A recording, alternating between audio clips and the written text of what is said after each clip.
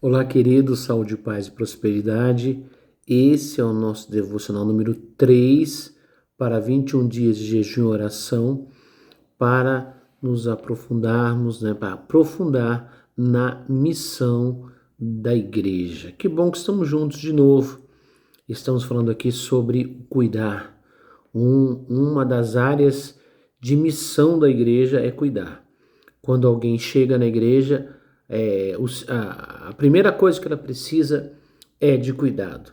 Pelo sofrimento, pelas dores, pelos problemas. Nesse processo de cuidar, a maior expressão que existe é o cuidado não só de palavras, mas o cuidado de ações. Isso é baseado no amor. Nós falamos sobre isso ontem, né? Jesus dizendo aos seus discípulos que eles deveriam amar uns aos outros, e a prova que eles seriam discípulos é o cuidado que eles deveriam ter uns pelos outros. Mas também, hoje eu quero avançar nesse mesmo tema. Eu quero trazer um outro texto bíblico, também do Evangelho, agora do Evangelho de Lucas, Lucas capítulo 10. Nós temos uma parábola, né, que foi contada por Jesus para ilustrar uma verdade. Jesus estava falando sobre amar, tal, né, as pessoas e sobre os mandamentos. E alguém lhe questionou: Senhor, mas como é isso, né? Como funciona esse amor ao próximo? Na verdade, a pessoa queria meio que fugir da responsabilidade, queria fazer umas perguntas para ver se conseguia escapar, né? No capítulo 10, versículo 26, Jesus pergunta para ele assim: como que está escrito na lei? Como que você interpreta?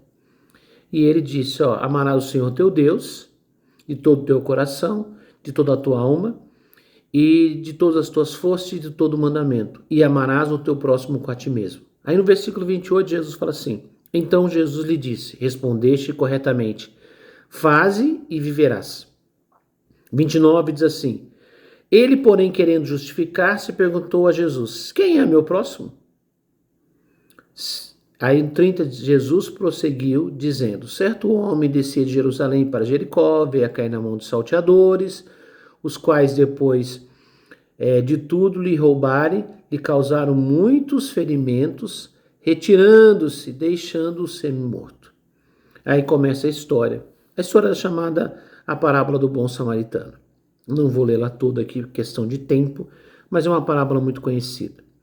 Mas eu quero chamar a sua atenção que Jesus falava do amor e do cuidado, né? Porque ele estava sendo questionado por ele estar conversando, dando atenção para pessoas que talvez o grupo religioso daquela época não jamais daria atenção, jamais cuidaria.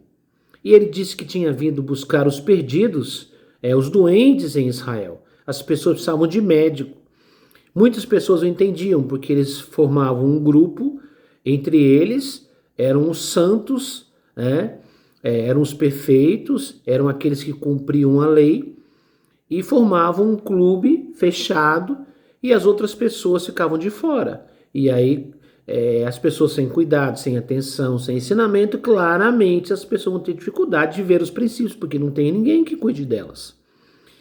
Eles não tinham essa oportunidade. E aí Jesus começava a dar atenção, conversar para pessoas que na sociedade religiosa jamais eles teriam essa atenção. E aí Jesus começa a meio que ser questionado ali, aí entra uma conversa sobre os mandamentos. Amar a Deus acima de todas as coisas e amar o próximo com a ti mesmo. Aí Jesus fala: você já sabe, então vai lá e cumpre, né? Faz o que tem que fazer. E aí ele querendo desculpar, se for o texto que nós lemos: Senhor, mas quem é meu próximo? Né? Por quê? Porque de certa forma eles cuidavam uns dos outros, mas era como um clubinho. Agora Jesus está dizendo: não, peraí, abra a porta desse clube aí, põe todo mundo para dentro. O que isso quer dizer? Né? Não é uma panelinha só. Não é só um grupinho de vocês que gostam de vocês se entendem, vocês gostam uns dos outros e vocês ficam bem. Não, abra a porta, põe para dentro todo mundo. Quando fala todo mundo, significa o quê? Que você vai levar esta palavra, este carinho, este amor, este cuidado, esse ensinamento, essa prática de amor para as outras pessoas também. Então, a missão da igreja não é só cuidar dos seus próprios crentes. A gente vai falar mais sobre isso quando falarmos sobre o enviar.